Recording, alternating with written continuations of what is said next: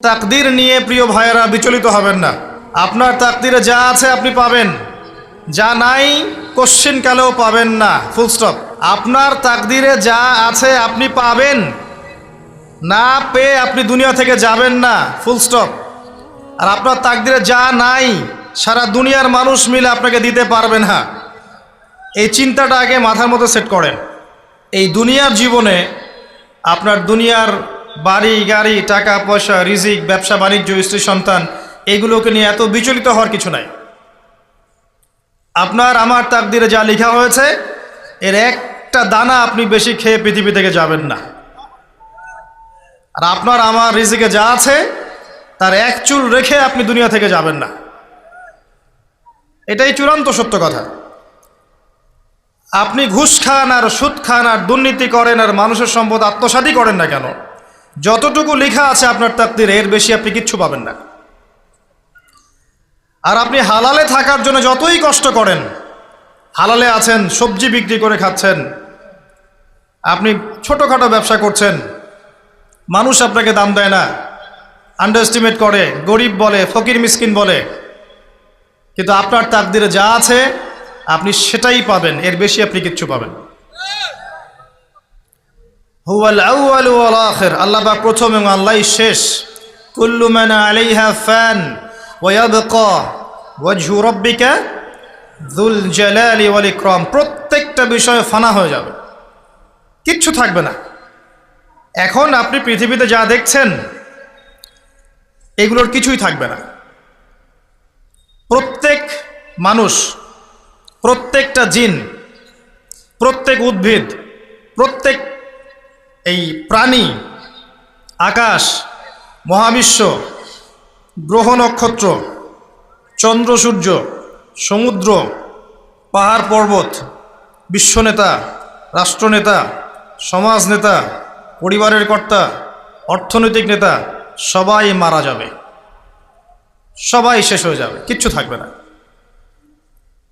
এই বিষয়টা আগে ভালো করে হজম করতে হবে যে আমরা এখানে থাকতে আসিনি, আমরা এই দুনিয়ায় থাকতে আসিনি, আমরা এখানে এসেছি চলে যেতে। যার মনের মধ্যে এই কনসেপ্ট থাকে সে কখনো আল্লাহ পাকের বিদ্রোহী হতে পারে না, সে কখনো আল্লাহ দ্রোহিতা করতে পারে না, কুফরি করতে পারে না, শিরক করতে পারে না, আল্লাহর অবাধ্য হতে পারে না। যার মনের মধ্যে এই চিন্তা বদ্ধমূল যে আমি এখানে থাকতে আসিনি, আমি এখানে মুসাফিরের মতো এসেছি, গাছের ছায়ায় বিশ্রাম নিচ্ছি, বিশ্রাম নিয়ে শেষ হবে চলে যাব। যারাই আল্লাহ দ্রোহিতায় লিপ্ত হচ্ছে, শিরিক করছে, বেদাত করছে, হারাম খাচ্ছে, ঘুষ খাচ্ছে, সুদ খাচ্ছে, জেনা করছে, আল্লাহ দ্রোহিতা করছে, আল্লাহর বিধানকে অস্বীকার করছে, তারা ইনডাইরেক্টলি ধরে নিয়েছে যে তারা মনে হয় পৃথিবীতে চিরকাল থাকবে। কারণ যদি কিয়ামতের মাঠের কথা তাদের স্মরণ থাকতো তারা কখনোই কাজগুলো করতে পারতো না, পারতো? এবার আসেন, আল্লাহ পাক কলম সৃষ্টি করে তাকদীর লিখেছেন, অতএব তাকদীর নিয়ে প্রিয় ভাইয়েরা বিচলিত হবেন না। আপনার তাকদীরে যা আছে আপনি পাবেন, যা নাই কোশ্চিনকালেও পাবেন না, ফুল স্টপ। আপনার তাকদীরে যা আছে আপনি পাবেন, না পেয়ে আপনি দুনিয়া থেকে যাবেন না, ফুল স্টপ। আর আপনার তাকদীরে যা নাই সারা দুনিয়ার মানুষ মিলে আপনাকে দিতে পারবেন না। এই চিন্তাটা আগে মাথার মধ্যে সেট করেন। এই চিন্তা যার মধ্যে ইনস্টল করা আছে সে আত্মহত্যা করে না কখনো, সে হতাশ হয় না কখনো, সে ভয় পায় না, আল্লাহর পরে চলতে গিয়ে পিছু পা হয় না, সে জালেমের সামনে মাথা নত করে না। যার মাথায় এই চিন্তা আছে যে আল্লাহ যা লিখেছেন এটা হবে, যা লিখেন নাই সারা দুনিয়ার মানুষ মিলে সেটা হবে না, সিম্পল। এর মধ্যে আল্লাহ পাক পরীক্ষায় ফেলবেন, ওই বিষয়টা ডিফারেন্ট। আমি অবশ্যই তোমাদেরকে পরীক্ষা করব ভয় দিয়ে, ক্ষুধা দিয়ে, সন্তানের কি ইন্তেকাল দিয়ে, ফসলের ক্ষতি দিয়ে, সম্পদের ক্ষতি দিয়ে আমি পরীক্ষা করব। কিন্তু যারা সবর করবে এবং যারা এই কনসেপ্ট রাখবে ইন্না লিল্লাহি ওয়া ইন্না ইলাইহি রাজিউন, এদেরকে আল্লাহ পাক প্রশংসা করেছেন, ইনশাআল্লাহ এরা সফল হবে। আল্লাহ পাক তাকদির লিখে ফেলেছেন, তাকদির নিয়ে টেনশন করবেন না, রিজিক নিয়ে টেনশন করবেন না। এখনকার যুব সমাজের সবচেয়ে বড় টেনশন রিজিক। একটা জব, একটা ভালো জব, একটা ভালো ব্যবসা, সে সিকিউরড লাইফ চাচ্ছে। রিজিক নিয়ে চিন্তা করবেন না। আপনার কাছে যে রিজিক আছে এটা আপনার কাছে আসবেই ইনশাআল্লাহ। হয়তো সময় লাগছে কিন্তু আপনার কাছে আসবে ইনশাআল্লাহ তাআলা। আপনি হালালের উপর থাকবেন, ন্যায়ের উপর থাকবেন। আপনি অন্যায় পথে রিজিক সার্চ করবেন না। আপনার তাকদিরে যে রিজিক আছে আপনার কাছে আসবে ইনশাআল্লাহ। এবার আসেন, আল্লাহ পাক এরপরে সৃষ্টি করেছেন মহাবিশ্ব।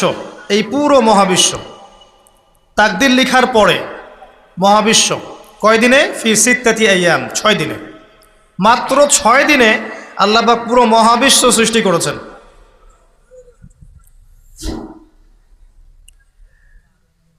হুয়াল্লাযী খালাকাস সামাওয়াতি ওয়াল আরদা ফি সিত্তাতি আইয়াম সুম্মা ইসতাওয়া আলাল আরশ। সূরা হাদীদের মধ্যে একটা আছে, তিনি সে আল্লাহ যিনি এই মহাবিশ্ব সৃষ্টি করেছেন 6 দিনে, এরপরে আরশের উপর সমাসীন হয়েছেন। আল্লাহ পাক এর একদিন আমাদের একদিনের মতো নয়, বরং কিয়ামতের মাঠে যেদিন আমরা দাঁড়িয়ে থাকব এই দিনটা হবে আল্লাহর হিসেবে 50,000 বছরের সমান। মানুষ অস্থির হয়ে থাকবে, বিচার শুরু হচ্ছে না কেন। অপেক্ষা করা কাজটা খুব যন্ত্রণাদায়ক, তাই না? কারো জন্য অপেক্ষা করা, অপেক্ষা করে আছেন, 1 ঘন্টা পর আসবে, এলো না, আপনি অস্থির হবেন। 2 ঘন্টা পর এলো না, 10 ঘন্টা পর এলো না, আপনি অস্থির হবেন, পায়চারি করবেন, বই পড়বেন, নাস্তা খাবেন, হাঁটাহাঁটি করবেন, আপনি ব্যাকুল হয়ে যাবেন। অপেক্ষা করা একটা ডিফিকাল্ট কাজ। কিয়ামতের মাঠে মানুষ 50,000 বছর অপেক্ষা করবে, বিচার শুরু হচ্ছে না কি জন্যে। সবাই গিয়ে ধন্না দিবে, প্রথমে আদম আলাইহিস সালাম, তারপরে নূহ আলাইহিস সালাম, ইব্রাহিম, মূসা, ঈসা আলাইহিমুস সালাম। আল্লাহর কাছে একটু সুপারিশ করেন, বিচার যেন শুরু হয় অ্যাটলিস্ট। কেউ কিচ্ছু করতে পারবে না, কারণ সবাই বলবে ইয়া নাফসি, ইয়া নাফসি।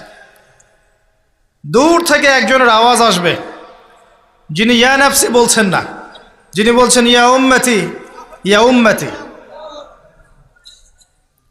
সবাই তার কাছে যাবে এবং তিনি আমাদের নবী মুহাম্মদুর রাসূলুল্লাহ সাল্লাল্লাহু আলাইহি ওয়াসাল্লাম সিজদায় পড়ে যাবেন এবং তার উম্মার জন্যে সুপারিশ করবেন। উম্মার কবিরা গুনাহগার ব্যক্তিদেরকে সুপারিশ করে তিনি জান্নাতে নিয়ে যাবেন ইনশাআল্লাহ। আল্লাহ তাকে ওয়াদা করেছেন, হে নবী, তোমার উম্মতের কোনো ব্যক্তি যদি শিরিক না করে আমার সামনে উপস্থিত হয় আমি তাকে মাফ করে দেব ইনশাআল্লাহ। হাদিসে কুদসির মধ্যেও আছে যে হে আদম সন্তান, তুমি যদি দুনিয়ার সমান পাপ নিয়ে, আসমান জমিন সমান পাপ নিয়ে আমার সামনে দাঁড়াও, কিন্তু আমার সাথে কাউকে শরিক করনি, তাহলে আমি আল্লাহ তোমার সামনে আসমান জমিন সমান ক্ষমা নিয়ে উপস্থিত হব ইনশাআল্লাহ। শোনেন, 1000-999 জন মানুষ জাহান্নামে যাবে, প্রতি 1000-999 জন মানুষ জাহান্নামে যাবে। সহিহ বুখারীর হাদিস 4 বার এসেছে। এখানে ইকুয়েশনটা এমন না যে ম্যাথামেটিক্যালি ক্যালকুলেট করতে হবে, এমন নয়। এটা দিয়ে আধিক্য বোঝানো হচ্ছে, বেশিরভাগই জাহান্নামে যাবে। এই কথা আল্লাহ পাক কিন্তু সূরা আরাফের মধ্যেও বলেছেন 179 নম্বর আয়াতে, ওয়ালাকাদ যারানা লিজাহান্নামা কাসীরাম মিনাল জিন্নি ওয়াল ইনস। একই বিষয়ে কোরআন হাদিস পরস্পর মিলে যায়। এখানে একটা বিষয় বুঝতে হবে, আল্লাহ পাক বলেছেন সূরা নিসার মধ্যে, ইন্নাল্লাহা লা ইয়াগফিরু আন ইউশরাকা বিহি ওয়া ইয়াগফিরু মা দুনা যালিকা লিমান ইয়াশা। আল্লাহ পাক তার সাথে শিরকের গুনাহ মাফ করবেন না, এছাড়া যে কোনো গুনাহ আল্লাহ পাক যাকে ইচ্ছা মাফ করতে পারেন। তার মানে যে বেশিরভাগ মানুষ জাহান্নামে যাচ্ছে তাদের আমল নামায় কোন পাপ থাকতে পারে? কথা বোঝা যাচ্ছে কি? নিঃসন্দেহে তাদের আমল নামায় শিরকের পাপ থাকবে। এটা বুঝতে আপনাকে পিএইচডি করার দরকার নাই।